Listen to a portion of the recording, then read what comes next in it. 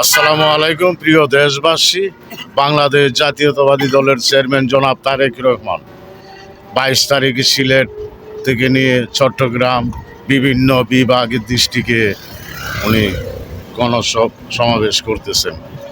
আজ 27 তারিখ মঙ্গলবার ময়মনসিংহে যাবেন, উনি সমাবেশ করবেন। বিভিন্ন বাংলাদেশের বিভিন্নখানে সমাবেশ করতেছেন, জনসমাবেশ। মানুষ, দেশের জনগণ অনেক মানুষ সাড়া দিচ্ছেন।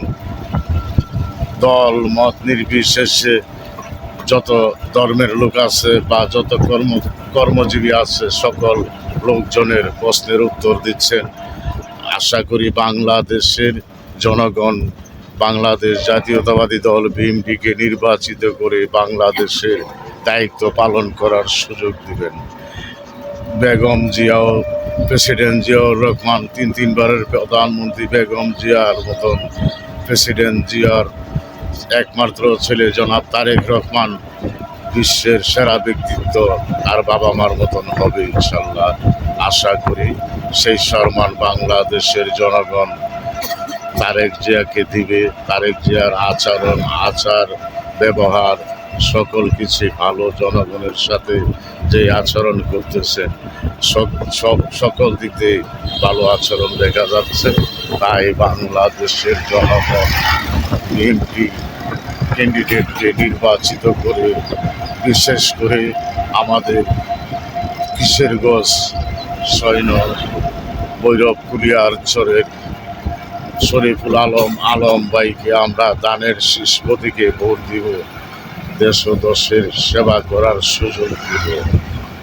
আমাদের আলম ভাই কিশোরগঞ্জ ডিস্ট্রিক্ট বিএনপির সভাপতি।